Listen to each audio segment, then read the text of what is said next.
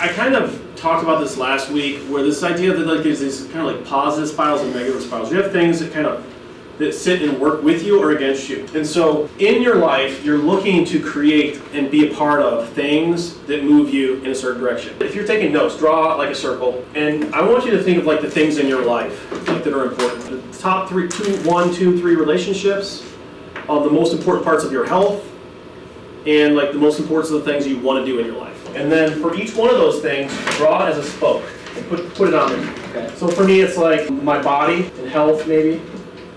You know, my marriage, my relationship with God, my kids, and like work. I have more, but so you can think of your life areas. These are like key areas. I talked about how important my wife was to me, right? Mm-hmm. These are key areas. What you're looking for is, like, if any single one of these areas is shorter, like it's not good enough, right? What's going to happen is your wheel looks a lot less like a wheel. Yeah. It becomes unbalanced. It won't roll. It won't continue momentum, right? Sometimes I compare it to like an electrical motor. You know what an electrical motor is? There's a bunch of coils, and as it spins, the coils turn on as electromagnets, and they push it forward. Okay. So it's magnetizing instant, like little moments at a time, pushing it around a circle, right?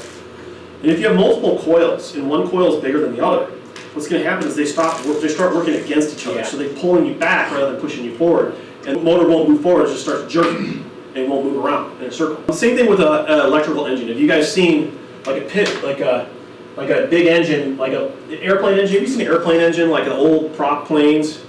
And you'll see like a little section here and a little section all the way around. It looks like a flower in the front of the motor.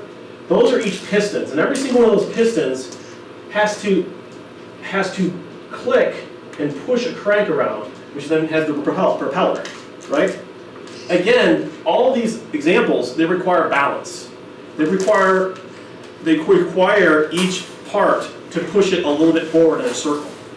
And so the areas of your life work exactly like that.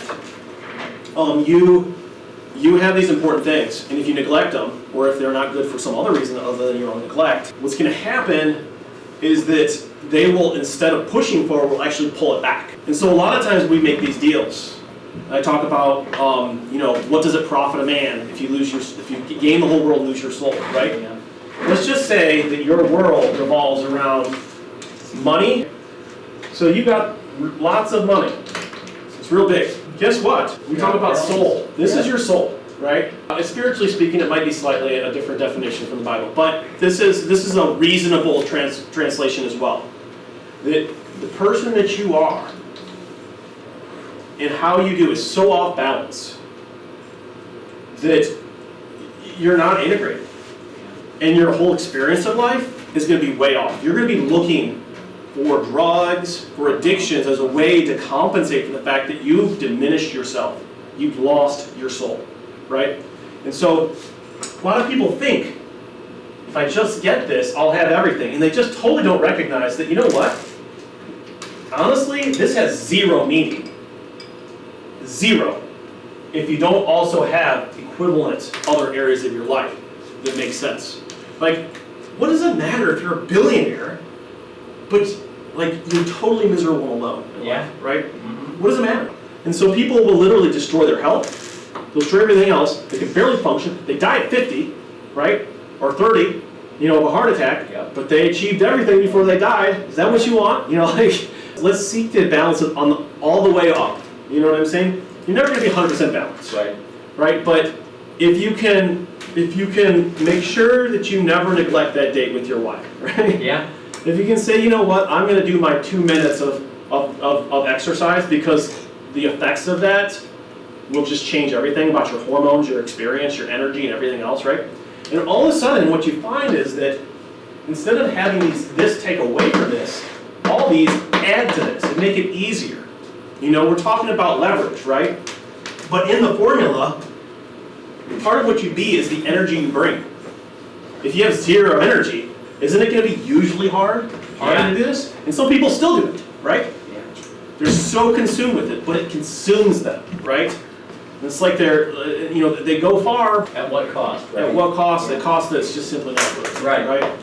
And so, a big part of when you're trying to create like a vision for your life is making sure, and when you're trying to think like, what's my daily, what do I do daily, right? Making sure that you don't go a day without, in some way, doing all of these, right? It doesn't mean, and by doing I mean actually working on all three parts of you of all of these, right? Like, obviously you're on vacation, maybe you're not working, that's fine, right? It's not about doing work. But even if you have a mental process where you're thinking of yourself working in a positive way, and you do that for 30 seconds, that would count, right? The idea is that every day, on the work days and the rest days, that you have this process that takes you farther down the road that you realize is ideal. You talk about Philippians 4:8. What was that again?